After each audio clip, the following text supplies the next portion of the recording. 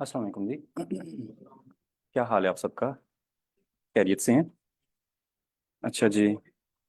Volume up. Alright. क्या हाल है जी आप सबका? खैरियत से हैं सारे? अच्छा जी। First things first, a brief introduction of mine. My name is as सरुकास has just mentioned, my name is doctor Zeeshan Ahmad. I am an MBBS doctor, and by grace of Almighty, I have secured first position in my first attempt of PMS 2023 held last year. The result just goes announced on 12th of December.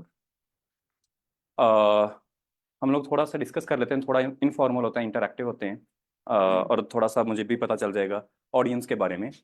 आप लोगों में से कितने लोग इस साल की CSS की अटेम्प्ट दे रहे हैं? All right, good. कितने लोगों की ये फर्स्ट अटेम्प्ट है? कितने लोगों की ये सेकंड अटेम्प्ट है?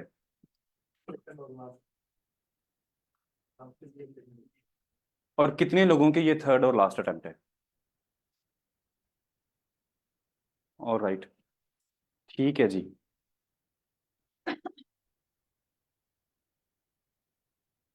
ऑनलाइन स्टूडेंट्स कंफर्म कर दीजिएगा कि am I audible? Ali, online students please confirm, am I audible और इज देयर एनी इशू? ठीक है जी। हम बात करते हैं C S S P M S के बारे में। और हमारा एजेंडा जो है, मुझे जो बताया गया है, वो हम लोगों ने जो डिस्कस करना है इस पे, वो थोड़ा ये है।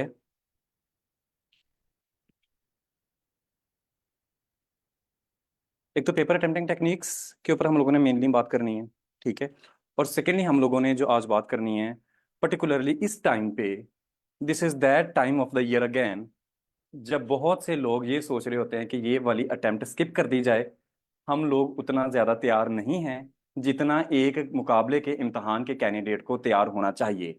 और इस साल स्किप करके अगले साल भरपूर तैयारी के साथ हम लोग इम्तहान में बैठेंगे। ऐसा ही है? कितने लोग इस वक्त इस फेज से गुजरे हैं या उनकी ये सोच है? How many of you? हर साल ही स्किप होती है। इसका ये सबसे बड़ा मसला है कि ये फिर हर साल स्किप की स्किप होती जाती है। हमने जो बात करनी है जी आज,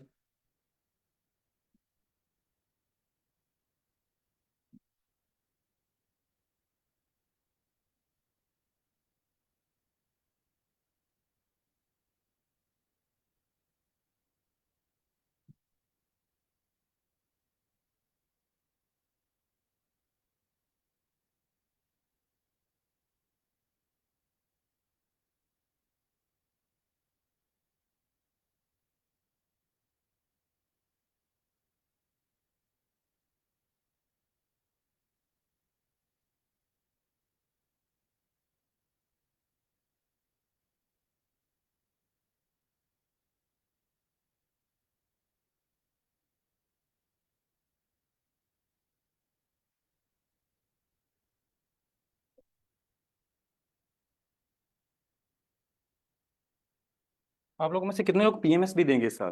PMS is in the pipeline, it's just around the corner. Commission has sent the requisition, by the way. Do you know that? Post Eid, most probably it would be conducted. The commission has actually sent the requisition. कितने लोग आप में से PMS भी दे रहे हैं इस साल? ठीक है। और ये पहली कितनी लोगों की अटेम्प्ट है पीएमएस की? आप लोग हम लोग पहले साइकोलॉजिकल हेल्थ और स्ट्रेस हैंडलिंग पे बात कर लें या पहले पेपर अटेम्प्टिंग टेक्निक्स पे बात कर लें? पेपर अटेम्प्टिंग पे। स्ट्रेस नहीं हैंडल करना? स्ट्रेस नहीं है? ये तो बहुत अच्छी बात है अगर आप लोग स्ट्रेस नहीं लेते तो।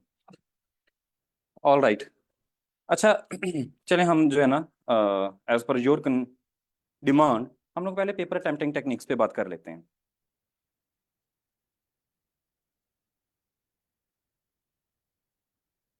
Paper presentation. If there is only one key to success in these competitive exams, this is paper presentation. Nothing more, nothing less.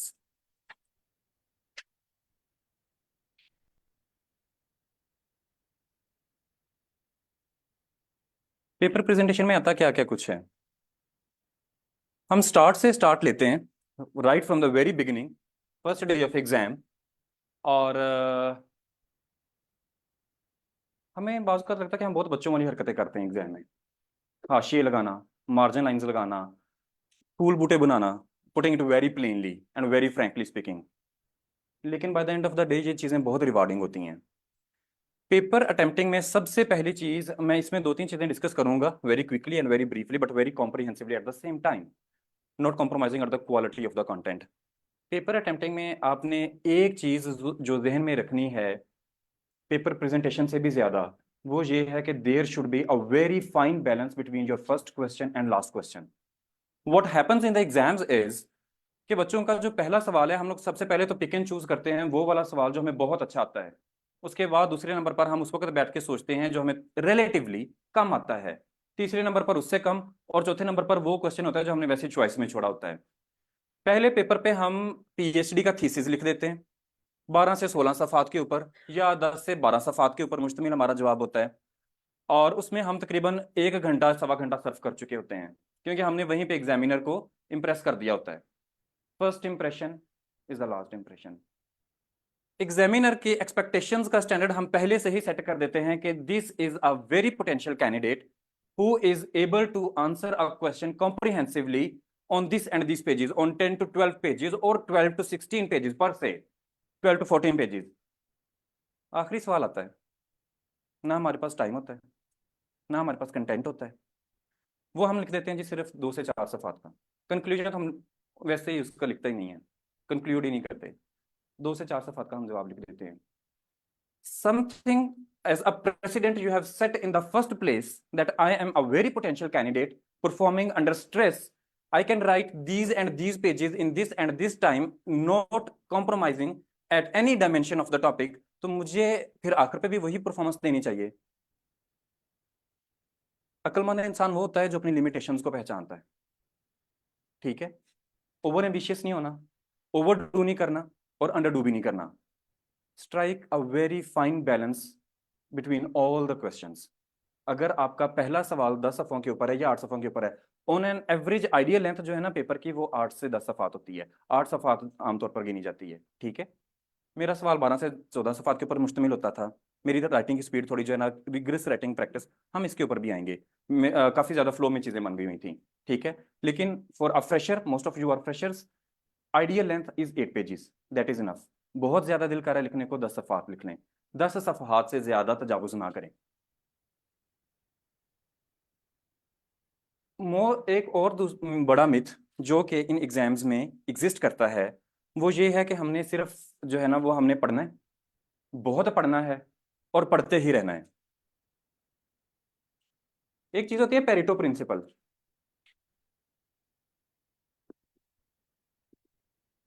This is 80-20 formula actually.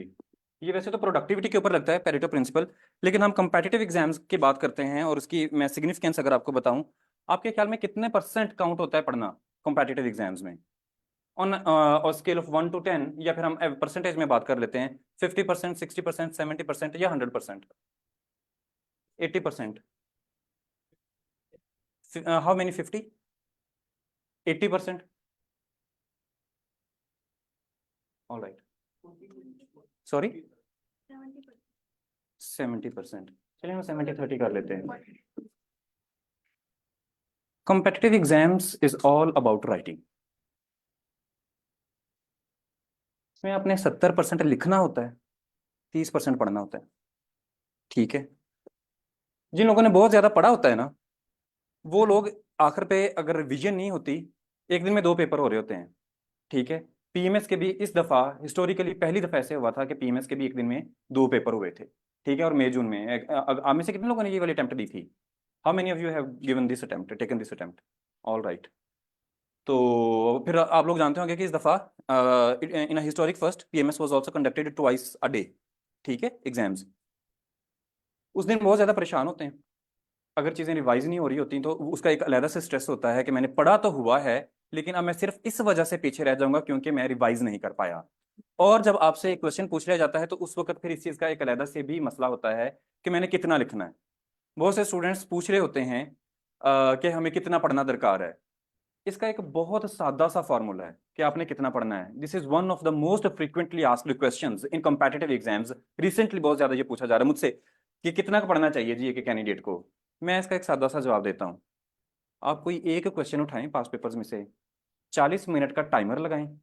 40 minute जैसे ही घड़ी रिंग करना शुरू कर दे कि आपके 40 मिनट पूरे हो गए हैं, वहां पे आपने रुक जाना है। उन 40 मिनट में आपने जितना लिख लिया है ना, उतना आपको रिक्वायर्ड है। Nothing more, nothing less. आपने ज्यादा पढ़ा हुआ है, लेकिन अगर आप 40 मिनट में, 40 मिनट टाइम नहीं होता वैसे पेपर में, पीएमएस में तो बिल्कुल भी 40 मिनट टाइम नहीं होता। कुछ लोगों ने तो पीएमएस की अटेम्प्ट दी हुई है। जो दूसरे लोग हैं सीएसएस और PMS, contrary to the popular perception, PMS is more difficult than CSS. And I'm not saying because I have done it. Practically speaking, and I would prove it with the logical evidence कि ये PMS कैसे ज्यादा मुश्किल है। CSS में ऐसे कितनी देर का होता है? PMS में ऐसे कितनी देर का होता है? 1 घंटा आपका सीधा सीधा यहीं से माइनस हो जाता है।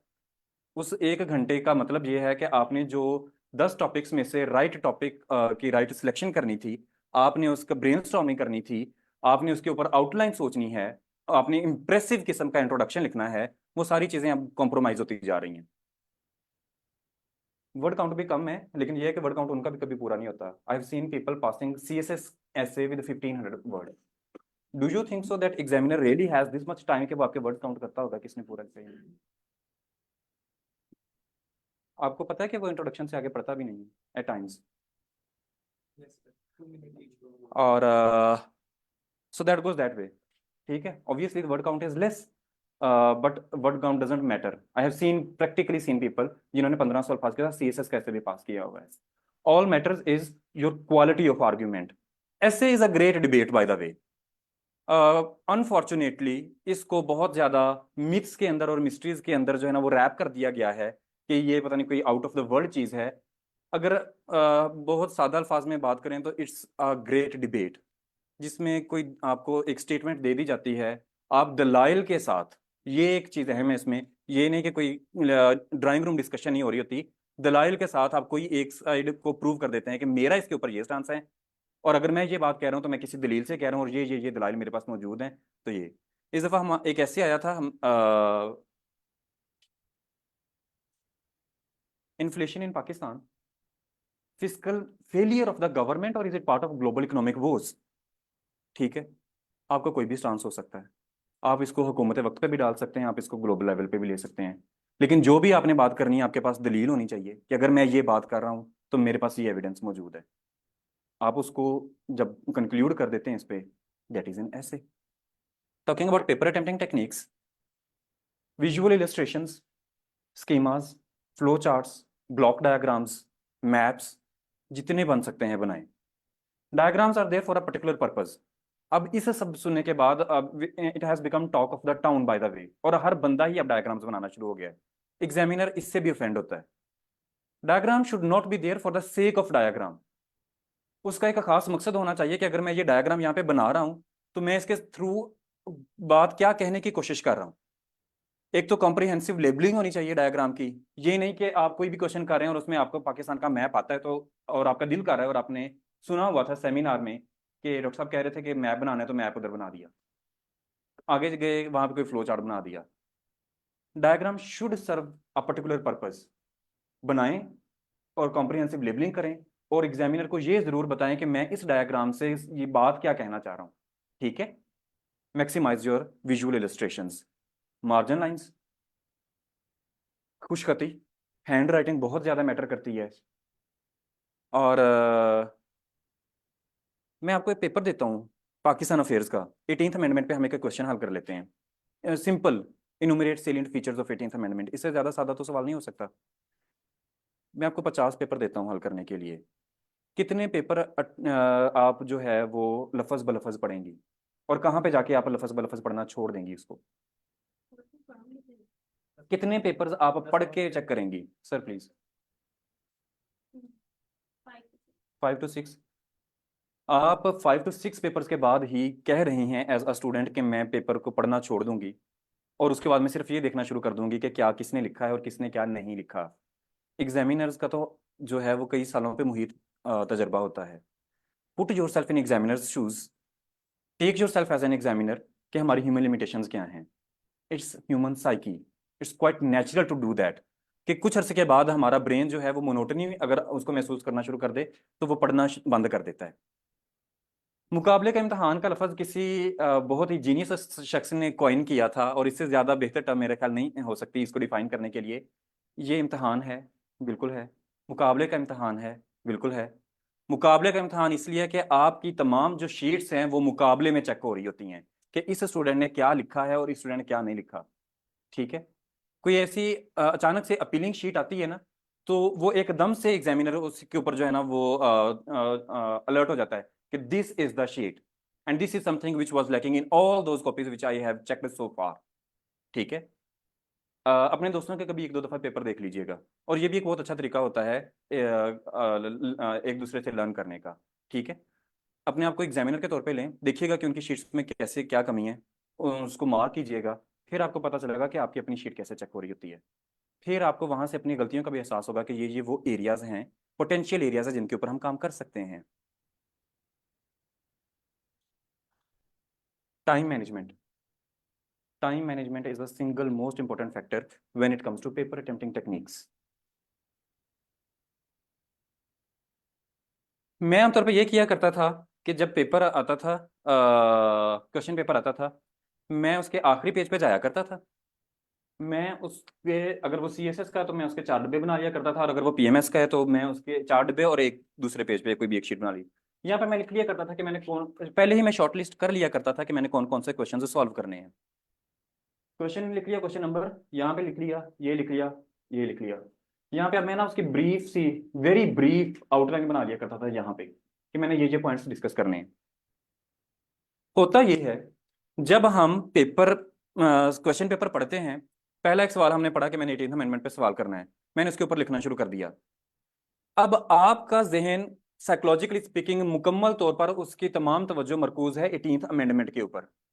वो कॉन्स्टिट्यूशन भी छान रहा होगा, वो हामिद खान भी छान रहा होगा, वो दुनिया जहान के हर एक वो चीज जो आज तक 18वीं तरमीम पे लिखी जा चुकी है वो उसमें अच्छे तरीके से इंडल्ज हो चुका होगा।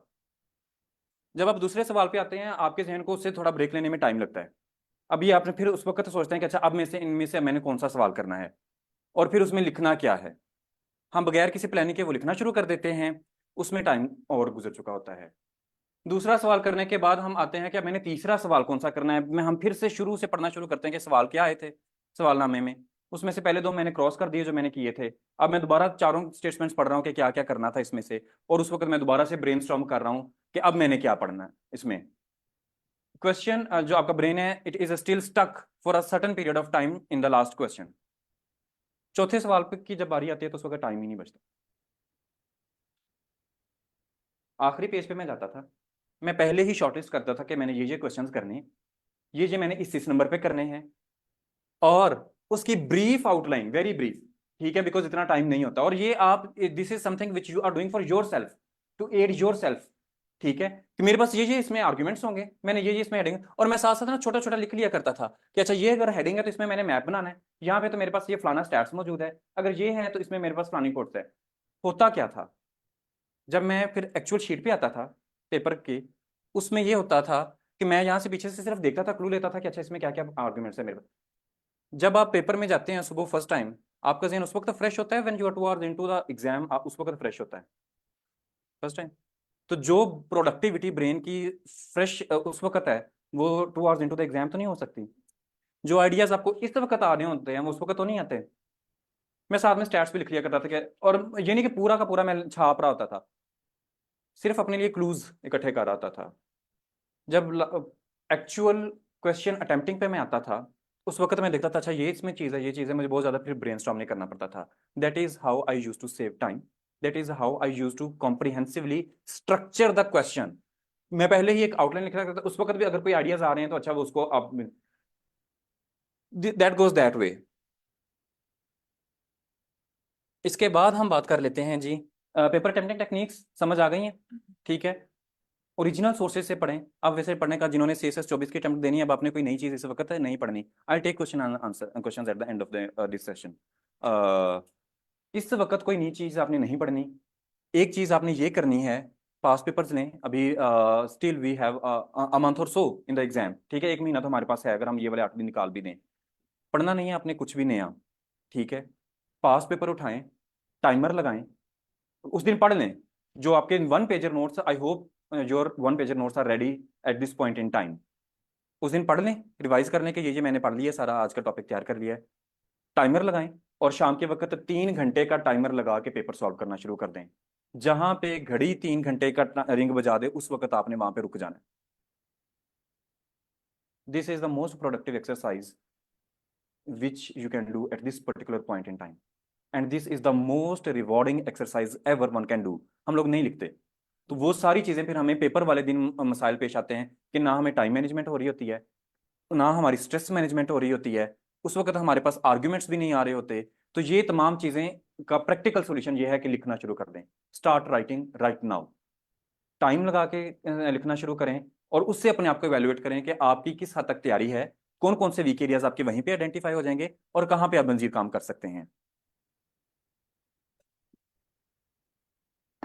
Psychological health, I am an MBBS doctor. I was serving as a regular medical officer at district headquarters for last couple of years, and I have done it with the job. I was doing MOship side by side, and then I was preparing for my exams. ये जैसे हमने पहले बात की कि ये वो वक्त है जब हमारे जहन में दुनिया जहान की मनफी सोच अगर पहले जिंदगी में कभी भी नहीं आई तो इस वक्त वो लाजमी आएगी। इस वक्त हमें वो सारी चीज़ें याद आ रही होती हैं जो कभी किसी ने कुछ कहा था, तो वो इस वक्त याद आ रहा होता है कि अच्छा ये भी उसने कहा था। ठीक है, आखिर पे हम लोग पैनिक कर जाते हैं, स्ट्रेस आउट हो जाते हैं और हम कहते हैं कि ये हम अटेम्प्ट छोड़ देते हैं, अभी मैं इस काबिल नहीं हूँ, कि अभी मेरी तैयारी ऐसी नहीं है, तो मैं जो है ना वो अगले साल करूँगा।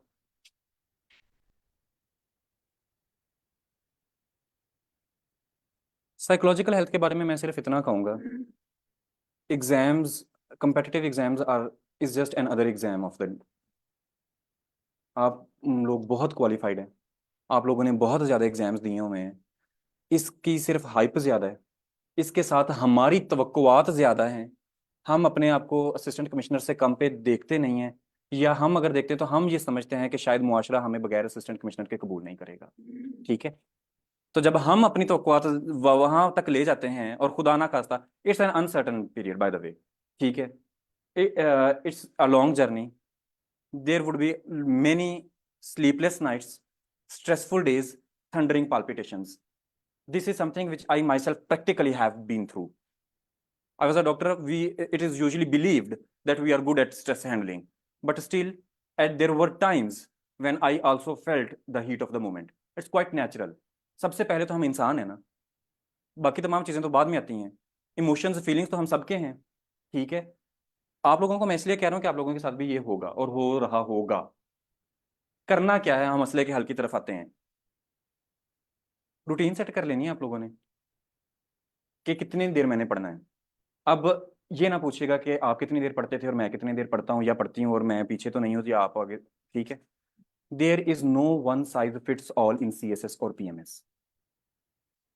हर एक की कस्टमाइज्ड अप्रोच होती है, हर एक की टेलर मेड अप्रोच होती है। Maybe what works best for you don't work for me, और maybe what work for me may not work best for you.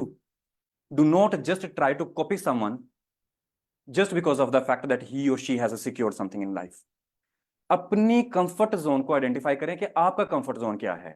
जब आप अपने कंफर्ट जोन में काम करेंगे उस वक्त आपकी प्रोडक्टिविटी नेचुरली ज्यादा हो जाएगी, बजाय इसके कि सिर्फ इस वजह से आप अगर आप कॉपी करें कि अगर वो रात को पढ़ा करता था तो मैं भी अब रात को जागना शुरू कर दूं। ठीक है, this is not going to work.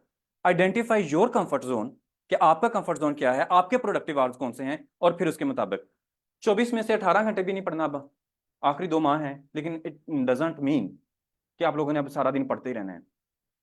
Spaced repetitions के साथ दरमियान में ब्रेक लेते रहें, ठीक है। 45 मिनट पढ़ते हैं तो अगले 15 मिनट ब्रेक लाजमी लेनी है। अब वो टाइम है कि आप अगर मतलब 12 घंटे भी पढ़ लें तो बहुत है, ठीक है। अगर पहले इससे कम पढ़ते थे तो obviously things would be different, slightly different now. Exam is just around the corner, तो अब वो चीज़ें थोड़ी सी डिफरेंट हो जाएंगी। ऑन एन एवरेज अगर आप नॉर्मल रूटीन में हो तो 6 से 8 घंटे मैं कहता हूँ कि पढ़ने बहुत है एक दिन में, उसको 3 हिस्सों में डिवाइड कर लें। और एक और चीज जो सबसे इंपॉर्टेंट है एग्जाम डे पे, because this is going to be our last interaction before exam, most of you would be appearing in exam. आप लोगों ने रात को सो के जरूर जाना है। अगर नहीं भी आता, कोई टॉपिक नहीं भी पढ़ा, उस रात आपको जो कंटेंट्स के आखिर पे जो टॉपिक लिखा हुआ था ना, वो भी आपको याद आ रहा होगा कि ये नहीं है, मैंने पढ़ा और ये कल एग्जाम में यही आना। ठीक है, दिस इज क्वाइट नेचुरल। 100% कोई भी नहीं पढ़ के जाता। ह्यूमन लिमिटेशंस हैं। 1200 मार्क्स के 12 सब्जेक्ट्स हैं, लेकिन 1200% तो नहीं किया जा सकता। Know your limitations, know your restrictions. और सो के जरूर जाना है आप लोगों ने। आप लोग क्या चाहते हैं bye the end of the day? इम्तिहान में कामयाबी, यही है ना। इसी वजह से हम लोग सारे यहाँ पे आज इकट्ठे हुए हैं।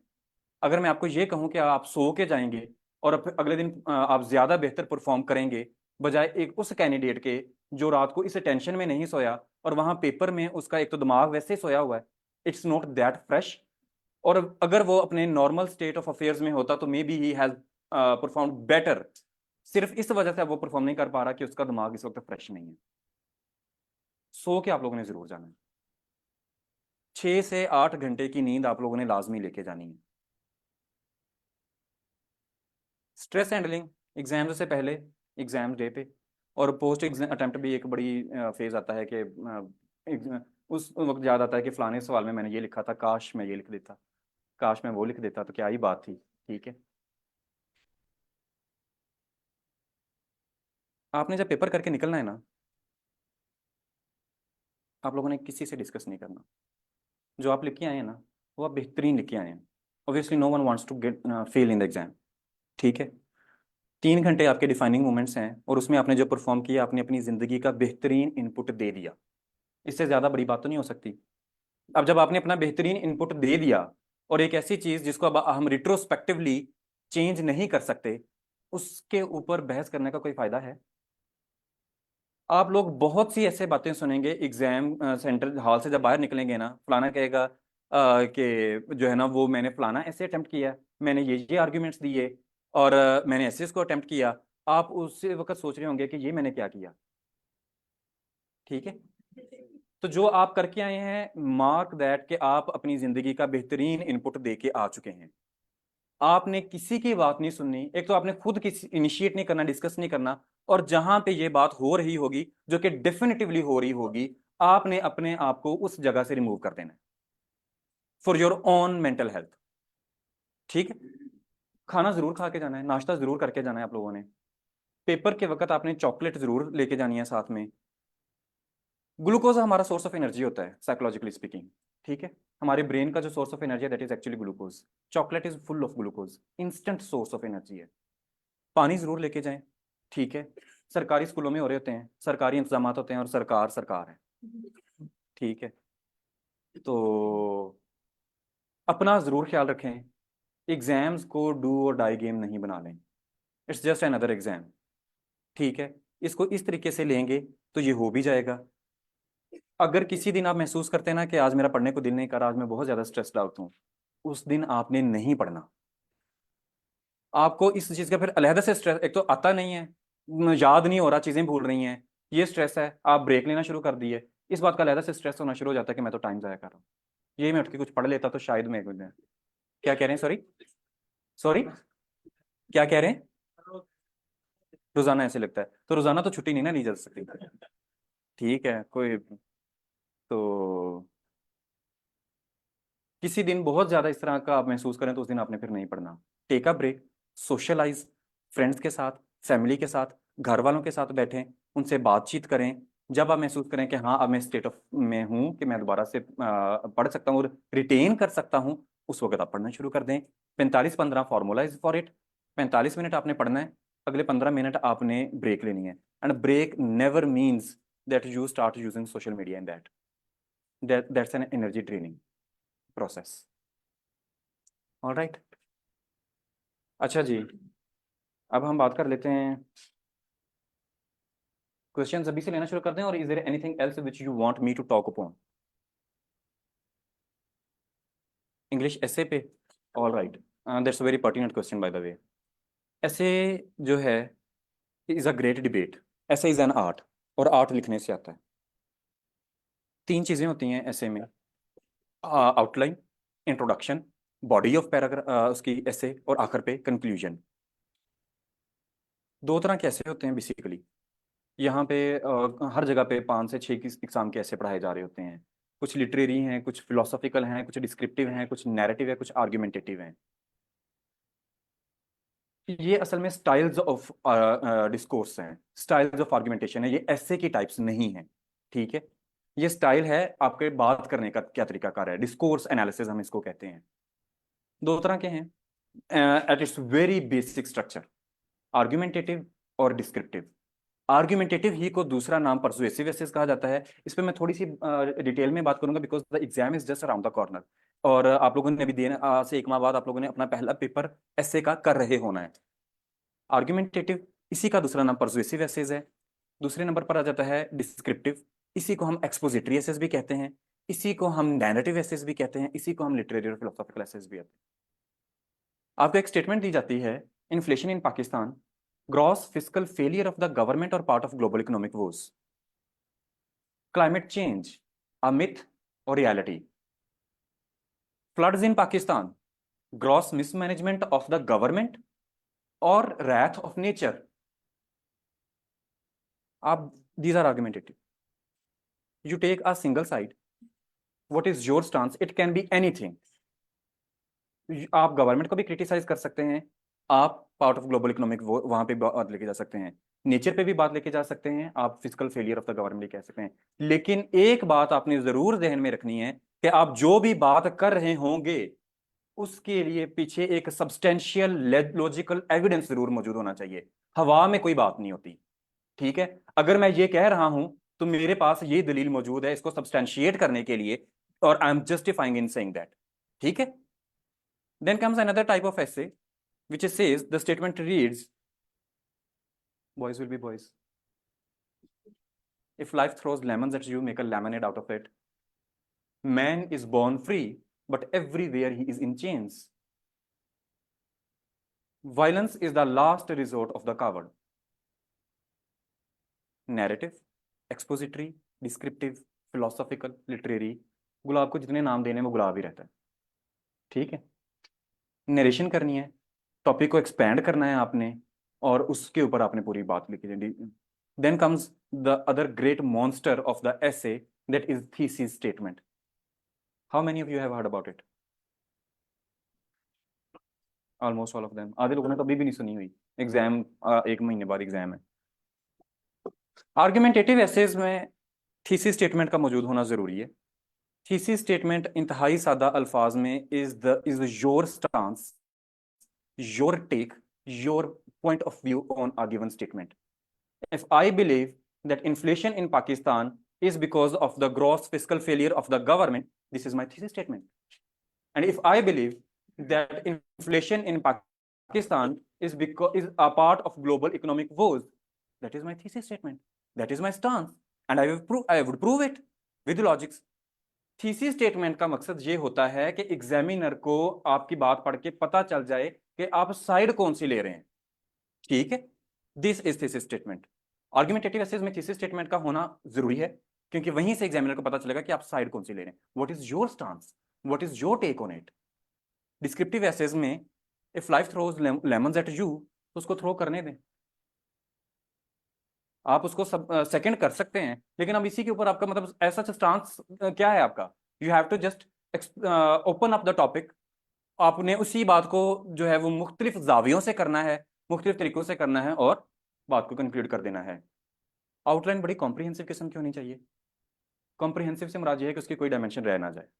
ठीक है, usually most of the times outline देख के ही एग्जामिनर को पता चल जाता है कि आगे क्या आने वाला है और कैंडिडेट को पास करना है या नहीं। मैं आपको एक पैराग्राफ देता हूँ लिखने के लिए, उसमें 8 से 10 ग्रामेटिकल एरर्स हैं और इंतहाई बेसिक किस्म के हैं। इज एम आर, ठीक है, शी आर गोइंग, अपोस्ट्रोफी का इस्तेमाल नहीं पता। आपकी उस एक कैंडिडेट के मुतालिक क्या असेसमेंट होगी? उसने आगे जाके आप उसको पास करेंगे? जो ये कहा जाता है कि इंट्रोडक्शन ही पढ़ता है और आगे तो मेरा पेपर ही नहीं उसने पढ़ा, क्या पता मैंने आगे बहुत ही तीर मारा हो, तो इंट्रोडक्शन से कौन होता है वो मुझे जज करने वाला? अगर आपका पहला इंप्रेशन ही मतलब अगर इंतहाई बेसिक चीज़ें हमारी नहीं ठीक, तो आप खुद आप एज अ स्टूडेंट उसके ऊपर टाइम आप आगे आप कह रही थी कि नहीं पढ़ेंगी। हम एज अ स्टूडेंट उसके ऊपर टाइम नहीं वेस्ट करेंगे, तो एग्जामिनर तो फिर एग्जामिनर है, is being paid for it. ठीक है। और बाय द वे, आपके सामने एक पैरा लिखा हो ना, तो आपको पैरा पढ़ के ही पता चल जाता है कि ये किस पोटेंशियल का कैंडिडेट है। ठीक, साइकोलॉजिकली स्पीकिंग। अब इसका क्या मतलब है कि 100% ही हमारा ठीक होना चाहिए? That is also not possible humanly. There is always room for improvement, और एग्जामिनर भी इस बात का रूम देता है। ठीक है, 2 से 4 गलतियां हो जाए कोई मसला नहीं है, बहुत बेसिक किस्म की ना हो, इज एम आर वाली गलती ना हो, लफज का सही इस्तेमाल नहीं है, उसकी प्लेसिंग ठीक नहीं है, या वो सब्जेक्ट वर्ब अग्रीमेंट एक होता है, अगर वो नहीं है, 1-2 दफा हो जाए कोई मसला नहीं है, एक पैरा में 1-2 दफा हो जाए तो कोई मसला नहीं है। ठीक है। इंट्रोडक्शन के बारे में ये कहा जाता है कि आपने अपनी जिंदगी में जो सबसे खूबसूरत तहरीर अब तक कभी लिखी है ना, तो वो आपका इंट्रोडक्शन होना चाहिए। बॉडी ऑफ ऐसे पैराग्राफ पे मुश्तमिल होती है। एक पैराग्राफ में सिर्फ एक पॉइंट होता है, एक से ज्यादा पॉइंट आप डिस्कस एक पैरा में नहीं करते। कंक्लूजन ही लिखा आमतौर पे स्टूडेंट्स का हमेशा छूट जाता है। कॉम्प्रोमाइज तो हमेशा ही होता है, अक्सर लोगों का छूट जाता है। कंक्लूजन आप सारी जब डिबेट कर देते हैं, लेकिन जब तक आप उसको कंक्लूड नहीं करते कि मेरा असल में बात मैंने कही क्या है, तो क्या वो एक प्रॉपर एंडिंग होती है किसी चीज की? कंक्लूजन बड़ा डिफिनेटिव किस्म का होना चाहिए। डिफिनेटिव कंक्लूजन से मुराद ये है कि आपने सब्सटेंशिएट करना है, दोबारा रेफर बैक करना है अपनी थीसिस स्टेटमेंट को, और आपने उसको बताना है कि अगर मैंने ये साइड ली है, तो ये इन दलाइल की रोशनी में मैंने इसको साबित कर दिया है कि इसका ये कंक्लूजन है, and I am justified in saying that and concluding that I have this particular stance on a statement. ठीक है, clear? Any other thing which you want me to talk upon? The role of command words and keywords in a question. These are very important. These are very important. We do not हम कभी paper ही नहीं पढ़ते, हम इतनी जल्दी में होता है कि हम पेपर ही नहीं पढ़ते।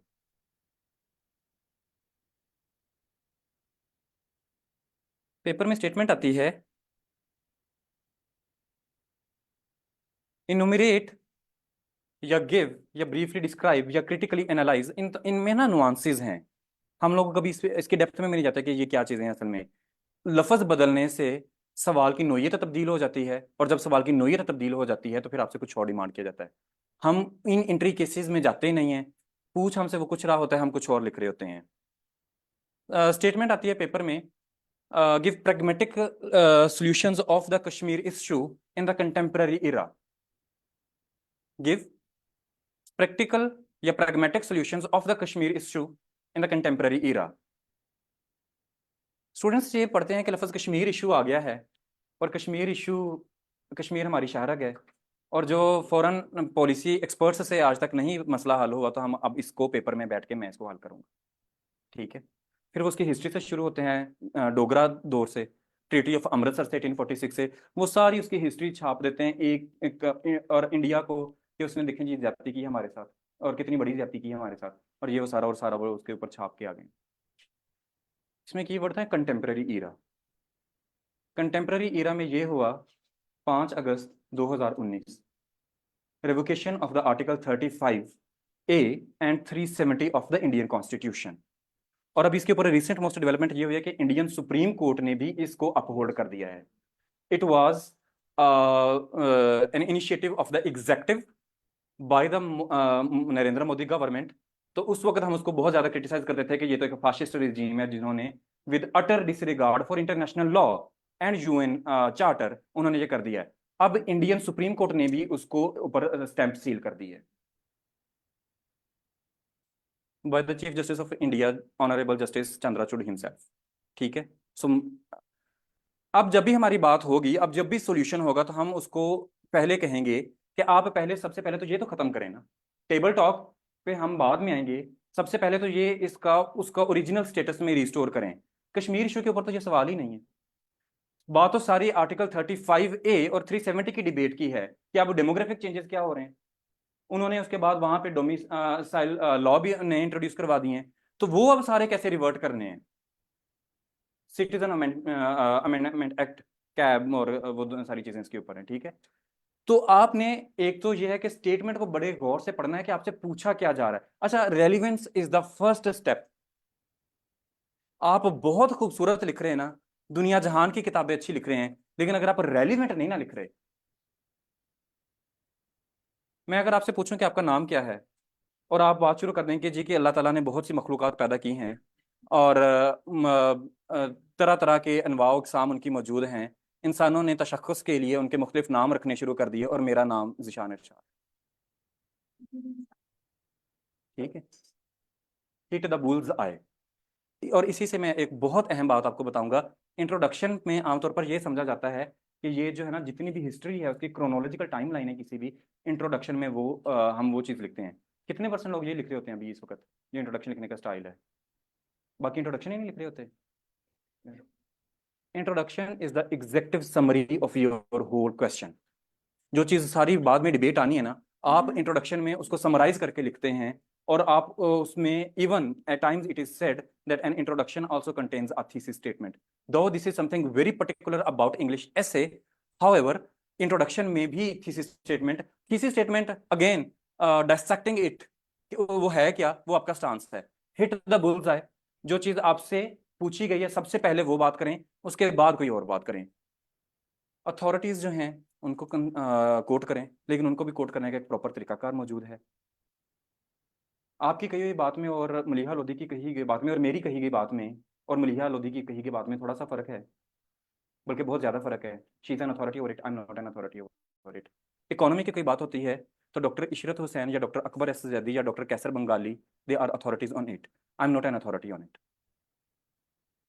इकोनॉमिक सर्वे ऑफ पाकिस्तान 2023 पढ़ लीजिएगा एक दफ़ा, सारा नहीं पढ़ना, उसके मोटे मोटे स्टैट्स नोट कर लीजिएगा। ठीक है, हमारी जीडीपी कितनी है, ग्रोथ रेट कितना है, ये वो पाकिस्तान ब्यूरो ऑफ स्टैटिस्टिक्स की इस वेबसाइट के ऊपर दिया हुआ है।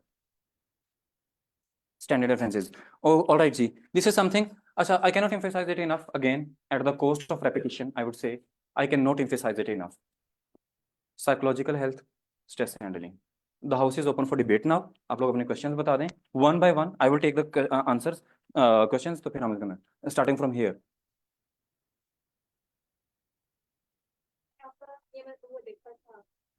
DMC, I have scored highest marks in Urdu, 85 marks in Urdu. These are the highest marks in PMS Urdu. Urdu के मजमून में ये है, उसमें सबसे बड़ा मसला ये पेश आ रहा होता है कि हमारे पास ज़ख़ीरा अल्फाज की किल्लत होती है, फर्स्ट थिंग्स फर्स्ट। दूसरा ये खुशखती, उर्दू का पेपर और पंजाबी का पेपर बगैर खुशखती के कभी भी एक्सेप्टेबल नहीं होता। मैं आपको एक पेपर दूं, उसमें एक जो है बच्चे ने खुशखत करके लिखा हुआ है, कट वाले मार्कर के साथ लिखा हुआ है। एक पेपर आपके सामने आता है जिसमें उसने सिर्फ जो है ना एक ही कलर का इस्तेमाल किया हुआ है, और उसकी राइटिंग जो है वो लेजिबल भी नहीं है, आप किसको ज्यादा नंबर देंगे? That is human psyche. ठीक है, उर्दू मजमून इज कंसर्न, BBC उर्दू पढ़ लिया करें, या रोजनामा जंग के इदारिया पढ़ लिया करें, वहां से आपको जो है ना आपका ज़ख़ीरा अल्फाज वसी हो जाएगा। ठीक है, अभी CSS वाले अगर ज्यादा कुछ सवाल कर लें, क्योंकि उनका एग्जाम बिल्कुल करीब है। इस्लामिया के पेपर के बारे में कंफ्यूजन होता है।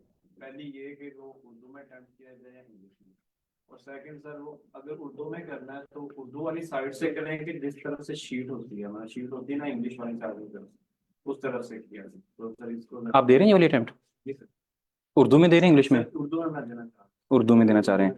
अगर आप उर्दू में दे रहे हैं तो एक बात का ध्यान रखिएगा, उर्दू में हमारी नेचुरली स्पीड नहीं होती। ठीक है, that is a human limitation, क्योंकि हमारा ज्यादा काम इंग्लिश में होता है, तो हमारी उस पर एक नेचुरल फ्लो बना होता है। तो उर्दू में फिर आपने बहुत ज्यादा कंसर्न होना है इस बारे में, और बहुत ज्यादा पर्टिकुलर होना है कि मेरा पेपर पूरा हो जाए टाइम पे। ठीक है, उर्दू वाली साइड से स्टार्ट लेना है। एग्जामिनर आपको वहां पे कह भी रहे होंगे कि ये इसको इधर से स्टार्ट ना लें। ठीक है, आपने उनकी बातों में नहीं आना। वो वहां पे अपनी नौकरी कर रहे हैं बेचारे, आप अपनी नौकरी कर रहे हैं। आप उनका काम है कि मैंने, अगर मैं इस साइड से शुरू करता हूँ, आप पहले इस साइड पे लिखेंगे, मैं आपको वही शीट दोबारा पढ़ने के लिए दूं, आप पहले इधर पढ़ रहे हैं फिर आप इधर पढ़ रहे हैं इंग्लिश वाली साइड से, आप इरिटेट नहीं होंगे? और अगर आपका एक नेचुरल फ्लो, उर्दू वाले का तो फ्लो ये बना हुआ है कि वो इधर से खोलता है तो वो यूं यूं पढ़ता जाता है, which one is more natural? आपने by the end of the day examiner को उसको खुश करना है। एग्जामिनर खुश हो गया तो वो आपको भी खुश कर देगा। और सवाल कर सकते हैं? Montgomery Watt, Karen Armstrong.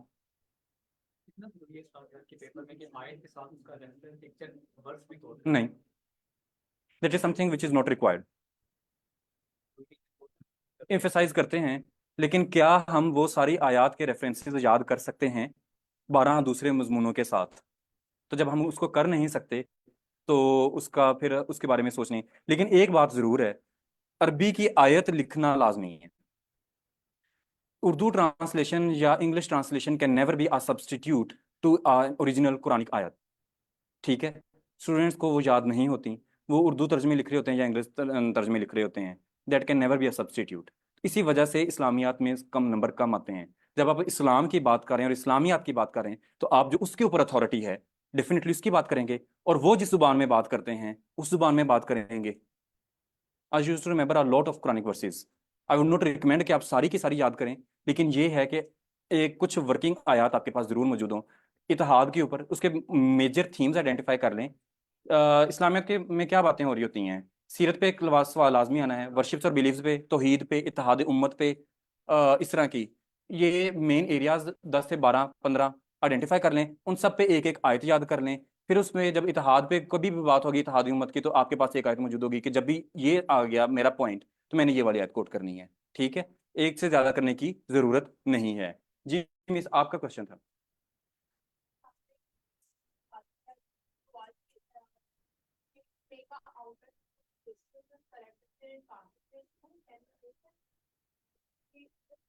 उसमें भी कुछ लोग रिकमेंड करते हैं, वो भी रिकमेंड कि आपके इतने अच्छे मार्क्स आए हैं सीएसएस में भी, और सब बता रहे थे आपके मार्क्स अच्छे से हो रही है में, तो उसके लिए मैं थोड़ा बता रही थी कि आप I scored 850 marks in the written of the PMS, and I have heard that these are the highest ever marks so far in the history of PMS. All right, मैं लिखा करता था, लेकिन बहुत ज़्यादा कॉम्प्रिहेंसिव आउटलाइन फिर अब आपने इसकी नहीं बनानी, क्योंकि आगे आपका क्वेश्चन कंप्रोमाइज हो जाएगा। दीज आर मतलब इससे एक्स्ट्रा मार्क्स आपको फेच होते हैं। लेकिन अगर अच्छा, अब ये वाली आपकी कॉम्प्रिहेंसिव नहीं होनी चाहिए। जो कॉम्प्रिहेंसिव है वो मैंने आपको बता दी है। इंग्लिश ऐसे की आपकी आउटलाइन बहुत कॉम्प्रिहेंसिव होनी चाहिए। यहाँ पे आपने उसको एक बर्ड्स आई व्यू देना है कि आगे आगे आगे ये चीज़ें आ रही हैं। 7 से 8 टॉपिक लाइनों में 7 से 8 जो है वो आपने लिखने हैं। अच्छा, तो ये है, if your question is that whether I use to make or not, I use to make them. You want to use it, obviously you can use it, but the thing is उसको comprehensive ना बनाइएगा, वहां पे time ना जाया कीजिएगा। You are very hard pressed for the time. PMS में 3 घंटे में 5 सवाल करने होते हैं आपने, सीएसएस में 3 घंटे में 4 सवाल करने होते हैं, और सीएसएस में 3 घंटे में 4 सवाल बच्चों से पूरे नहीं होते। चौथा क्वेश्चन उनका हमेशा कॉम्प्रोमाइज होता है। तो यहाँ पे आपने 20 नंबर का एक पूरा सवाल करना है, और वैसा ही करना है जैसा आपने पहला सवाल किया था। So you are very hard pressed for the time. If you want to make an outline, it should be very brief. It should just give a bird's eye view okay, what is coming next, and then you should actually start writing the answer. Hit the bull's eye. All right, next question. किसी और को मौका दे दें, मैं आपकी तरफ वापस आता हूँ। जी जी प्लीज। आपको ज्यादा अच्छा होता है, फिर उससे रिलेटिवली उससे कम आ रहा है। इस तरह की जो है नंबरिंग कैसे की जाए, पहले कौन सा आइटम किया, मतलब जो ज्यादा अच्छा रहा है। ऑब्वियसली जो सबसे अच्छा आता है वो पहले नंबर पे आएगा। एंड वाला भी आपने एक बचा के रखना है, जो आपको अच्छा आता है ना, अच्छों में से जो अच्छा है वो आपने एक आखिरत के लिए भी बचा के रखना है, आखिरत के लिए भी और यहाँ की आखिरत के लिए भी। क्योंकि हमारी ह्यूमन साइकी है कि जब वो पहला बहुत अच्छा है, लेकिन आखिर पे आप जो सबसे एवरेज आता है ना, आपने आखिर पे वो कर दिया है, तो वो एग्जामिनर वैसे भी एक्सपेक्ट कर रहा होता है कि इसका आखिरी क्वेश्चन कॉम्प्रोमाइज्ड होगा, और वो मौके की तलाश में होता है। लेकिन जब वो देखता है कि he didn't fall into the trap, और आपने बहुत अच्छा किया है, वो भी जो आपको बिलो एवरेज आता है वो आपने तीसरे नंबर पे करना होता है। सर ऐसे कि अगर आप दोबारा एक बार रिपीट कर दें, जो आपने 2 टाइप बताई हैं, क्योंकि वो कैंडिडेट्स काफी कंफ्यूज कर देते हैं 6 type. Sir it will take long time again. अगर कोई और क्वेश्चन है तो हम कर लें, इनमें में से किसी से पूछ लीजिएगा जिन्होंने नोट किया है। If you have another question or note. जी sir. Practice, a lot of practice. I solved all the presses of CSS from 1970 onwards, and I got it evaluated from Mentor.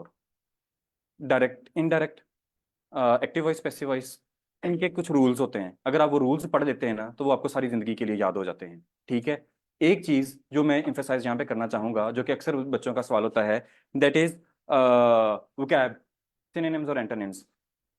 लोगों ने 3500 अल्फाज की बैरन की लिस्ट याद की होती है, GRE की लिस्ट याद की होती है, और CSS 2021 में जो वो आया था, वो कैब आई थी, वो शशि थरूर को भी नहीं आती थी।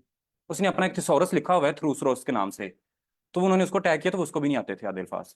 ठीक है, आप 4000 अल्फाज का जखीरा अपनी मेंटल एफर्ट के साथ और टाइम कंज्यूम करके याद कर लेते हैं, इस बात की क्या गारंटी है कि वही आती हैं पेपर में या नहीं।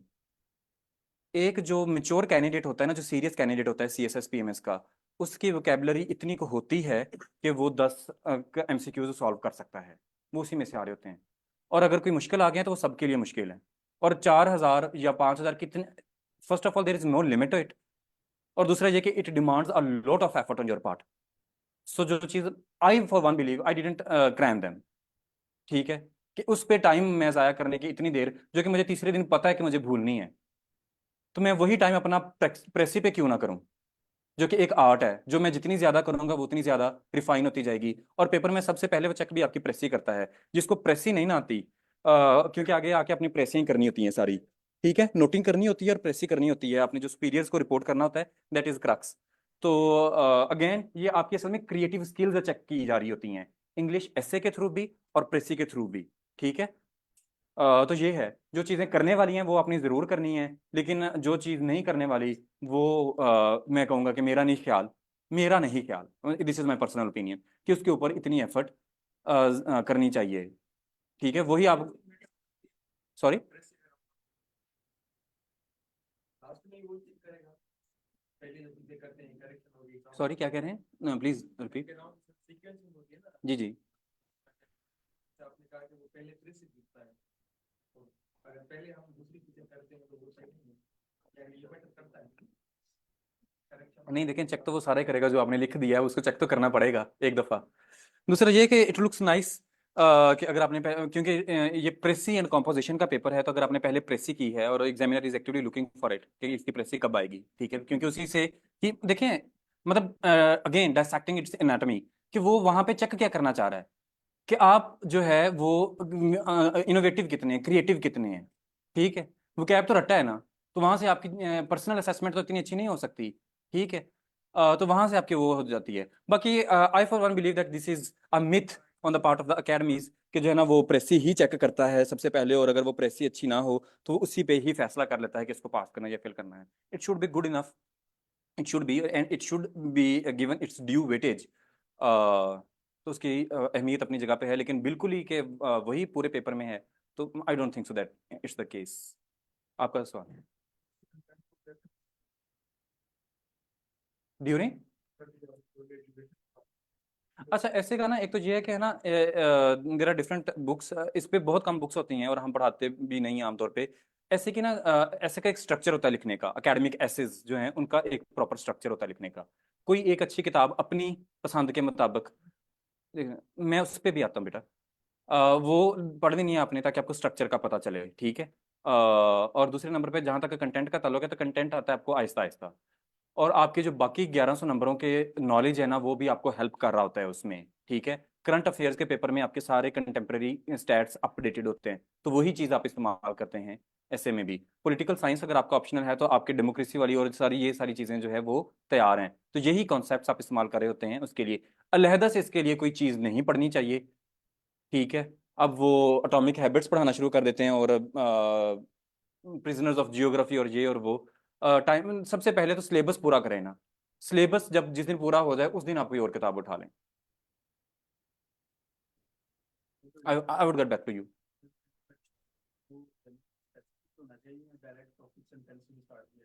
डायरेक्ट टॉपिक सेंटेंस से भी स्टार्ट किया जा सकता है, और यूजुअली इट इज रिकमेंडेड कि जनरल टू स्पेसिफिक होना चाहिए। थोड़ी सी बात कर लें पहले, ठीक है। और लेकिन ये है कि उसमें फिर बहुत जल्दी आपने उसके ऊपर आना होता है। दूसरी तीसरे सेंटेंस में एग्जामिनर को पता चल जाए कि जो है ना वो ये इसका स्टांस क्या है और ये बात क्या करना चाहता है, उसी उसको मतलब उसमें नाम करें कि इंसान अशरफुल मखलूक़ात है, और बहुत से नाम रखें, और मेरा नाम ये है, उसको दूसरी तीसरी सेंटेंस में पता चल जाना चाहिए कि ये क्या कहना क्या चाहता है। And another method is to from specific to general hit the bull's eye, उसको पहले ही बता दें कि मेरा इसके ऊपर ये स्टांस है। Madam your question please.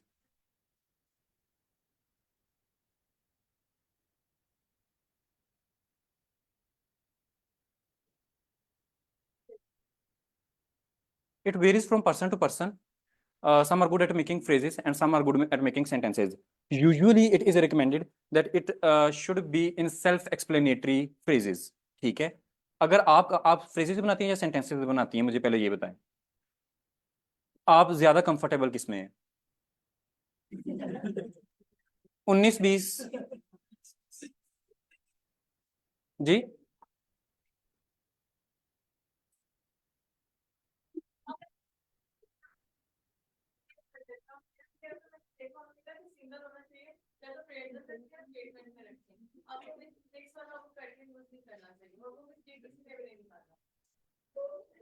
Stick to one point. If you are comfortable, first of all identify your comfort zone. आप किसमें कंफर्टेबल हैं? एग्जामिनर को वही चाहिए, अगर आपने कन्विंस कर लिया ना, एग्जामिनर को कुछ भी नहीं चाहिए। एग्जामिनर को बात समझ आनी चाहिए कि आप कहना क्या चाहती हैं, और अगर आप अपनी बात समझा सकती हैं सेंटेंसेस की शक्ल में तो वो उसको एक्सेप्ट कर लेगा, और अगर आपकी बात ज्यादा सेल्फ एक्सप्लेनेटरी है जो फ्रेज की शक्ल में है तो वो उसको भी एक्सेप्ट कर लेगा। कभी भी दोनों को मिक्स अप नहीं करना। ये नहीं कि सिर्फ इस वजह से कि मुझे यही नहीं पता कि मेरा कंफर्ट जोन क्या है और मैं ज्यादा बात कैसे समझा सकती हूँ। ठीक है, कभी भी मिक्स अप नहीं करना, या तो वो फ्रेज की शक्ल में होगी या वो सेंटेंस की शक्ल में होगी। सेंटेंसेस में यूजुअली आमतौर पर लोग ज्यादा कंफर्टेबल होते हैं क्योंकि वो ज्यादा सेल्फ एक्सप्लेनेटरी होते हैं और बात फौरी समझ आ जाता है कि मैं कहना क्या चाहता हूँ। फ्रेजेस की शक्ल में यूजुअली ऐसे नहीं होता, but if you are good at making phrases और आप उस तरीके से बात समझा सकते हैं एग्जामिनर को, तो that is good enough.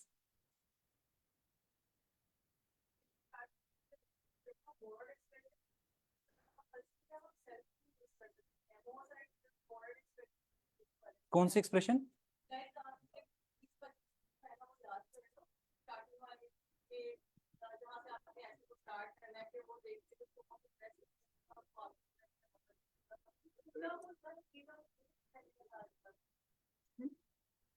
Bertrand Russell?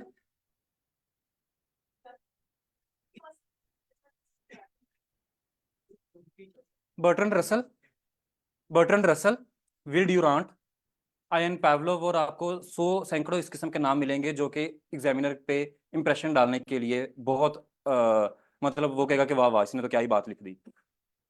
Examiner inflation पे अगर सवाल पूछ रहा है तो वो आपसे पूछ रहा है कि आपका क्या कहना है। विल ड्यूरेंट का क्या कहना है इसके ऊपर उसको इससे परवाह नहीं है, उसने जो करना था अपनी जिंदगी में वो कर लिया है, अब आपका इम्तिहान है। आपको किसने, आपके एग्जामिनर से बात हुई है? नहीं मतलब दिस इज नहीं मतलब this is not something to laugh about, she has a very genuine question by the वे।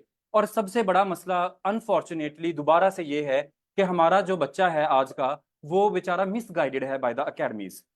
पुराने दौर में, प्लीज लेट मी कंप्लीट, पुराने दौर का ये मसला था कि उस वक्त स्कार्सिटी ऑफ इंफॉर्मेशन थी, इस वजह से मुकाबले का इम्तिहान ज्यादा मुश्किल था। आज का मुकाबले का इम्तिहान इस वजह से मुश्किल है, स्कार्सिटी ऑफ इंफॉर्मेशन नहीं बल्कि प्लेंटी ऑफ इंफॉर्मेशन है। It's not under information, it's over information. बल्कि इसने तो एक वबा की शक्ल इख्तियार की है, इसको इन्फोडेमिक कहा जा रहा है अब, कि ये एक पेंडेमिक है इंफॉर्मेशन की। Infodemic is the term for it. खैर anyhow, so the thing is identify your comfort zone. आप कैसे बात करती हैं, और एग्जामिनर भी यही चाह रहा है कि मैं आपकी राय इसके ऊपर जानूं, मालूम करूं कि स्टूडेंट का इसके ऊपर क्या कहना है, उसका स्टांस क्या है। This is why thesis statement is there. Do not start from philosophers. If you are comfortable in, good enough. If you are not comfortable in it, तो आप अपनी बात करें कि मेरा इसके ऊपर ये हम्बल ओपिनियन है और मैं ये।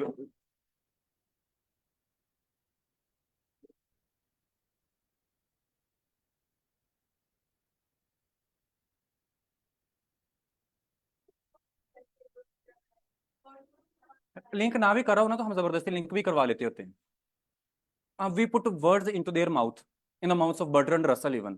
There are many people out there, many students, I know many of them, जो कि उनकी कोट ओरिजिनल नहीं होती, लेकिन सिर्फ उसका नाम इस्तेमाल करने के लिए वो जो है ना वो बात वो कर देते हैं। ठीक है, तो but again concluding it, it is something which is asked by you. The examiner wants your opinion.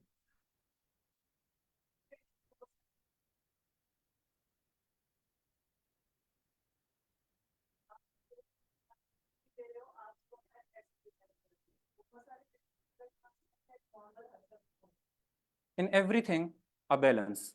Seek moderation. Diogenes said that. There should. What about?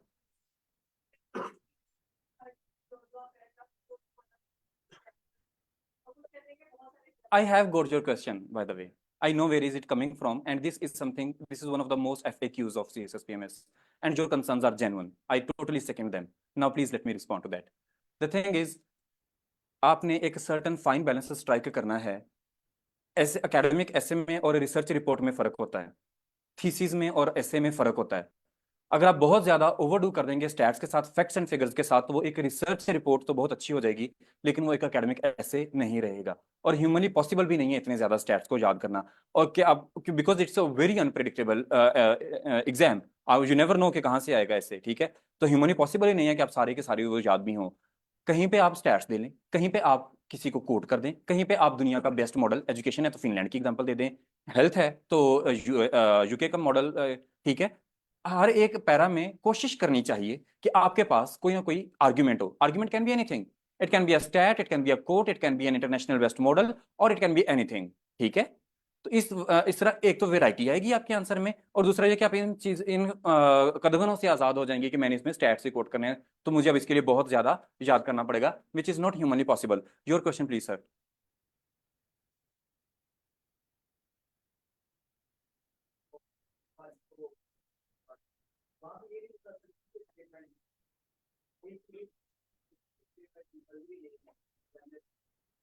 दूसरा ये कि जब हम ऑफलाइन पे आते हैं ऑफलाइन में करते हैं सेंटेंस में, तो इसमें ये कि सेंटेंस में अगर हम करते हैं तो वो अगर जैसे है ना तो जस्ट स्टाइल, अब इसमें हमें आगे करना कैसे है, इसमें हमें एक फ्रेज में बात नहीं कर सकते, या तो हम कहते हैं कि इंग्लिश की बात. Refer back to the answer I answered her.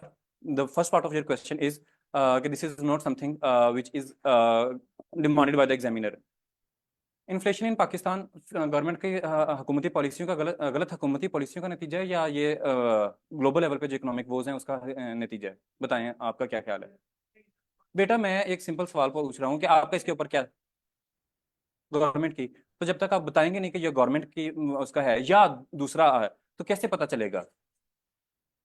Thesis statement, मैं थीसिस स्टेटमेंट की बात कर रहा हूँ कि उस थीसिस स्टेटमेंट का मकसद ये होता है कि पता चल जाए एग्जामिनर को कि आपका इस पर्टिकुलर टॉपिक के ऊपर क्या स्टांस है, ठीक है.